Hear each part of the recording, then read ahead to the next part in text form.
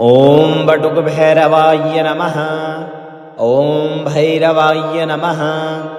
ॐ कालभैरवाय नमः। ॐ महाभैरवाय नमः। ॐ शिवरूपाय नमः। ॐ शम्भुपुत्राय नमः। ॐ त्रिलोचनाय नमः। ॐ नीलकण्ठाय नमः। ॐ दिगम्बराय नमः। ॐ भूतनाथाय नमः। ॐ प्रेतनाथाय नमः। ॐ योगिनीपतये नमः। ॐ क्षेत्रपालाय नमः। ॐ धर्मपालाय नमः। ॐ भक्तवत्सलाय नमः। ॐ करुणानिधये नमः। ॐ कृपामयाय नमः। ॐ अभयप्रदाय नमः। ॐ वरदाय नमः। ॐ सिद्धिदाय नमः। ॐ सर्वसिद्धिप्रदाय नमः। ॐ दुःखनाशकाय नमः। ॐ विघ्ननाशकाय नमः। ॐ सङ्कटमोचनाय नमः। ॐ रोगनाशकाय नमः। ॐ भयहारिणे नमः। ॐ पापनाशकाय नमः।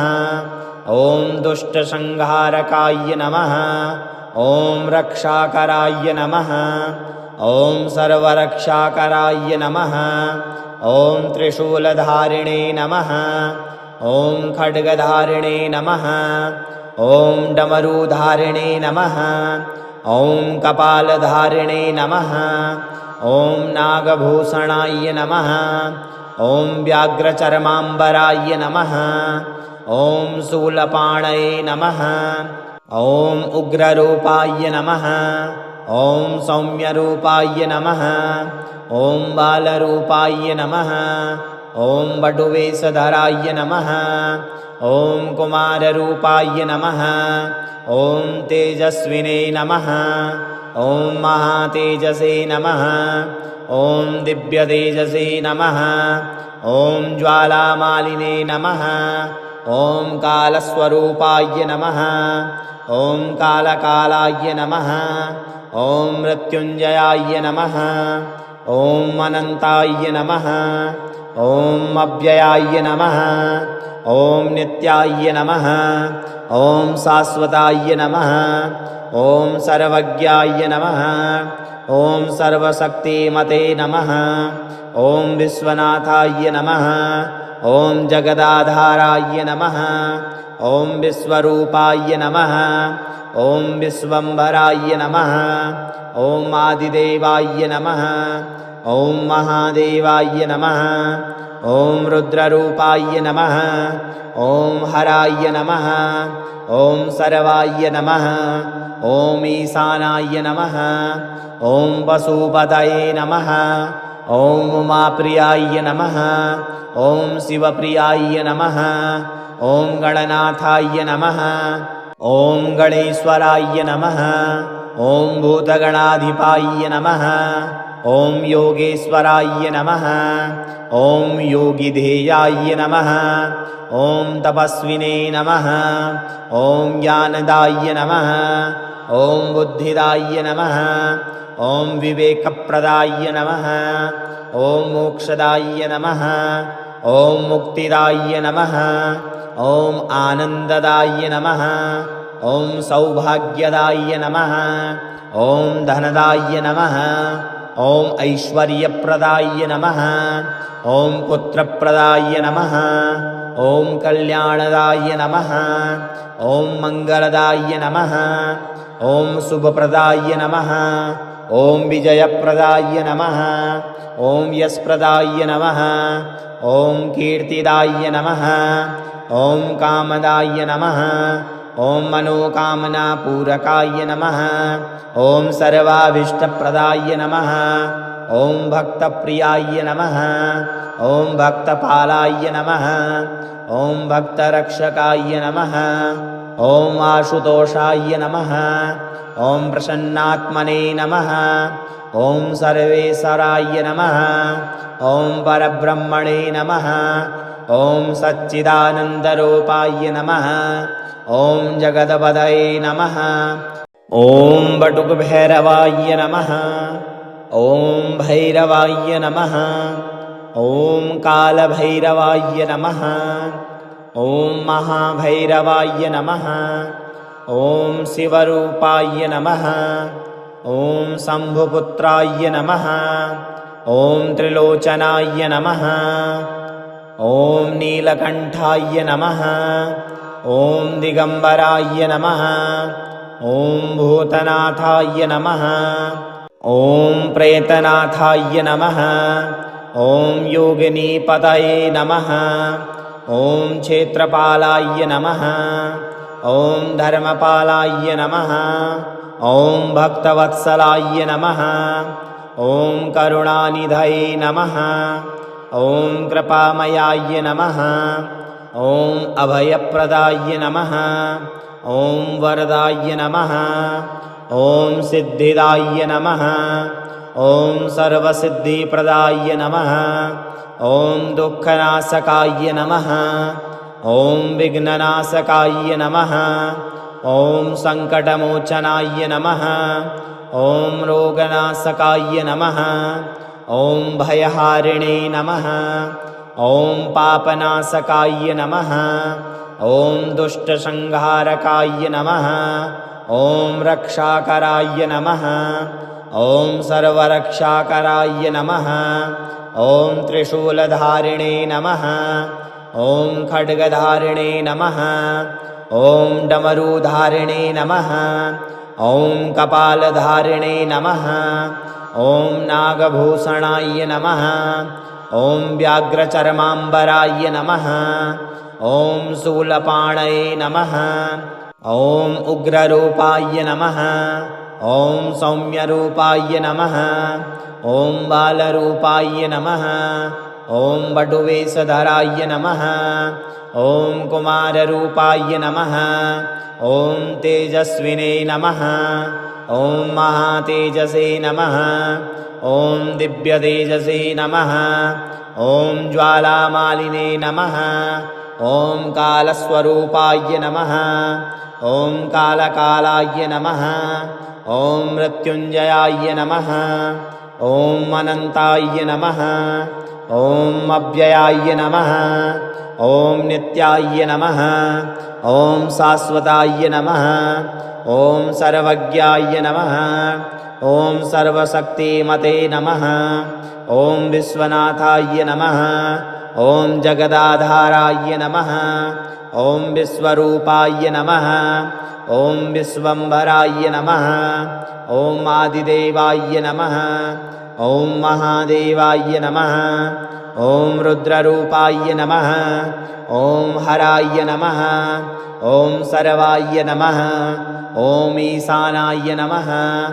ॐ पशुपतये नमः। ॐ उमाप्रियाय नमः। ॐ शिवप्रियाय नमः। ॐ गणनाथाय नमः। ॐ गणेश्वराय नमः। ॐ भूतगणाधिपाय नमः। ॐ योगेश्वराय नमः। ॐ योगिधेयाय नमः। ॐ तपस्विने नमः। ॐ ज्ञानदाय नमः। ॐ बुद्धिदाय नमः। ॐ विवेकप्रदाय नमः। ॐ मोक्षदाय नमः। ॐ मुक्तिदाय नमः। ॐ आनन्ददाय नमः। ॐ सौभाग्यदाय नमः। ॐ धनदाय नमः। ॐ ऐश्वर्यप्रदाय नमः। ॐ पुत्रप्रदाय नमः। ॐ कल्याणदाय नमः। ॐ मङ्गलदाय नमः। ॐ शुभप्रदाय नमः। ॐ विजयप्रदाय नमः। ॐ यशप्रदाय नमः। ॐ कीर्तिदाय नमः। ॐ कामदाय नमः। ॐ मनोकामनापूरकाय नमः। ॐ सर्वाभीष्टप्रदाय नमः। ॐ भक्तप्रियाय नमः। ॐ भक्तपालाय नमः। ॐ भक्तरक्षकाय नमः। ॐ आशुतोषाय नमः। ॐ प्रसन्नात्मने नमः। ॐ सर्वेश्वराय नमः। ॐ परब्रह्मणे नमः। ॐ सच्चिदानन्दरूपाय नमः। ॐ जगदपदये नमः। ॐ बटुकभैरवाय नमः। ॐ भैरवाय नमः। ॐ कालभैरवाय नमः। ॐ महाभैरवाय नमः। ॐ शिवरूपाय नमः। ॐ शम्भुपुत्राय नमः। ॐ त्रिलोचनाय नमः। ॐ नीलकण्ठाय नमः। ॐ दिगम्बराय नमः। ॐ भूतनाथाय नमः। ॐ प्रेतनाथाय नमः।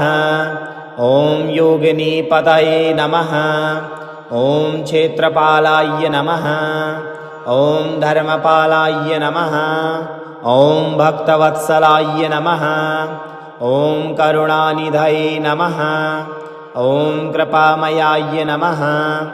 ॐ अभयप्रदाय नमः। ॐ वरदाय नमः। ॐ सिद्धिदाय नमः। ॐ सर्वसिद्धिप्रदाय नमः। ॐ दुःखनाशकाय नमः। ॐ विघ्ननाशकाय नमः। ॐ सङ्कटमोचनाय नमः। ॐ रोगनाशकाय नमः। ॐ भयहारिणे नमः। ॐ पापनाशकाय नमः। ॐ दुष्टसंहारकाय नमः। ॐ रक्षाकराय नमः। ॐ सर्वरक्षाकराय नमः। ॐ त्रिशूलधारिणे नमः। ॐ खड्गधारिणे नमः। ॐ डमरूधारिणे नमः। ॐ कपालधारिणे नमः। ॐ नागभूषणाय नमः। ॐ व्याघ्रचर्माम्बराय नमः। ॐ शूलपाणये नमः। ॐ उग्ररूपाय नमः। ॐ सौम्यरूपाय नमः। ॐ बालरूपाय नमः। ॐ बटुवेशधराय नमः। ॐ कुमाररूपाय नमः। ॐ तेजस्विने नमः। ॐ महातेजसे नमः। ॐ दिव्यतेजसे नमः। ॐ ज्वालामालिने नमः। ॐ कालस्वरूपाय नमः। ॐ कालकालाय नमः। ॐ मृत्युञ्जयाय नमः। ॐ अनन्ताय नमः। ॐ अव्ययाय नमः। ॐ नित्याय नमः। ॐ शाश्वताय नमः। ॐ सर्वज्ञाय नमः। ॐ सर्वशक्तिमते नमः। ॐ विश्वनाथाय नमः। ॐ जगदाधाराय नमः। ॐ विश्वरूपाय नमः। ॐ विश्वम्भराय नमः। ॐ आदिदेवाय नमः। ॐ महादेवाय नमः। ॐ रुद्ररूपाय नमः। ॐ हराय नमः। ॐ सर्वाय नमः। ॐ ईशानाय नमः। ॐ पशुपतये नमः। ॐ उमाप्रियाय नमः। ॐ शिवप्रियाय नमः। ॐ गणनाथाय नमः। ॐ गणेश्वराय नमः। ॐ भूतगणाधिपाय नमः। ॐ योगेश्वराय नमः। ॐ योगिधेयाय नमः। ॐ तपस्विने नमः। ॐ ज्ञानदाय नमः। ॐ बुद्धिदाय नमः। ॐ विवेकप्रदाय नमः। ॐ मोक्षदाय नमः। ॐ मुक्तिदाय नमः। ॐ आनन्ददाय नमः। ॐ सौभाग्यदाय नमः। ॐ धनदाय नमः। ॐ ऐश्वर्यप्रदाय नमः। ॐ पुत्रप्रदाय नमः। ॐ कल्याणदाय नमः। ॐ मङ्गलदाय नमः। ॐ शुभप्रदाय नमः। ॐ विजयप्रदाय नमः। ॐ यशप्रदाय नमः। ॐ कीर्तिदाय नमः। ॐ कामदाय नमः। ॐ मनोकामनापूरकाय नमः। ॐ सर्वाभीष्टप्रदाय नमः। ॐ भक्तप्रियाय नमः। ॐ भक्तपालाय नमः। ॐ भक्तरक्षकाय नमः।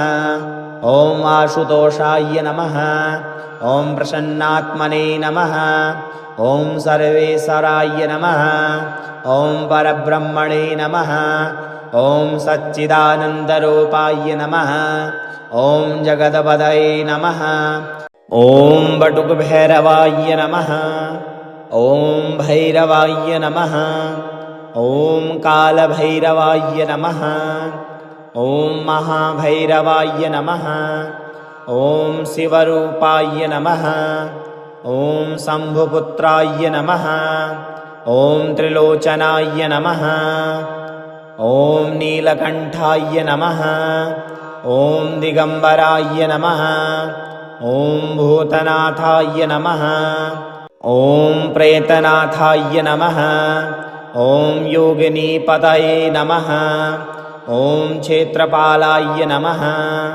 ॐ धर्मपालाय नमः। ॐ भक्तवत्सलाय नमः। ॐ करुणानिधये नमः।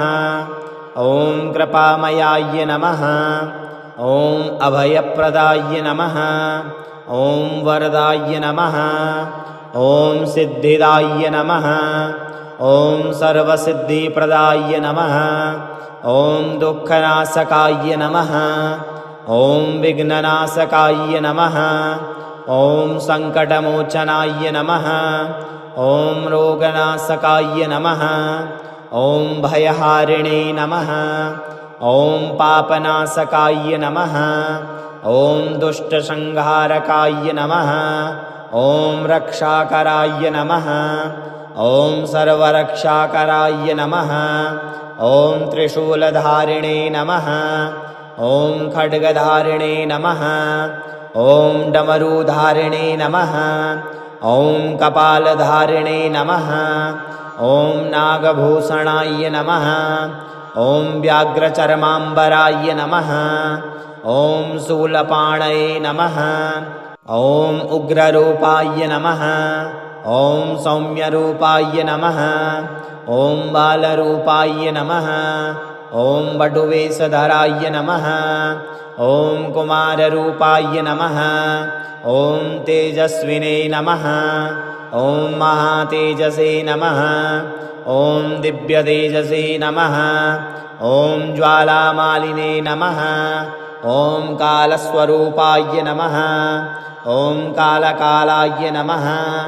ॐ मृत्युञ्जयाय नमः। ॐ अनन्ताय नमः। ॐ अव्ययाय नमः।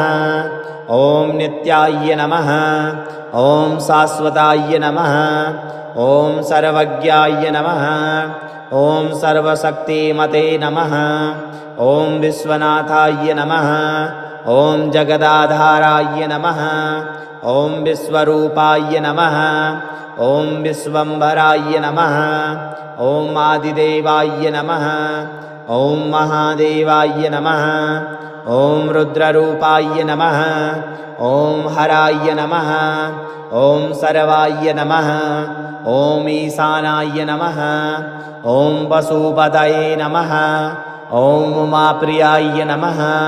ॐ शिवप्रियाय नमः। ॐ गणनाथाय नमः।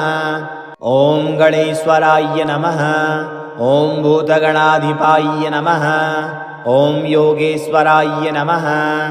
ॐ योगिधेयाय नमः। ॐ तपस्विने नमः। ॐ ज्ञानदाय नमः। ॐ बुद्धिदाय नमः। ॐ विवेकप्रदाय नमः। ॐ मोक्षदाय नमः। ॐ मुक्तिदाय नमः। ॐ आनन्ददाय नमः। ॐ सौभाग्यदाय नमः। ॐ धनदाय नमः। ॐ ऐश्वर्यप्रदाय नमः। ॐ पुत्रप्रदाय नमः। ॐ कल्याणदाय नमः। ॐ मङ्गलदाय नमः। ॐ शुभप्रदाय नमः। ॐ विजयप्रदाय नमः। ॐ यशप्रदाय नमः। ॐ कीर्तिदाय नमः। ॐ कामदाय नमः। ॐ मनोकामनापूरकाय नमः। ॐ सर्वाभीष्टप्रदाय नमः। ॐ भक्तप्रियाय नमः। ॐ भक्तपालाय नमः। ॐ भक्तरक्षकाय नमः। ॐ आशुतोषाय नमः। ॐ प्रसन्नात्मने नमः। ॐ सर्वेश्वराय नमः। ॐ परब्रह्मणे नमः। ॐ सच्चिदानन्दरूपाय नमः। ॐ जगदपतये नमः।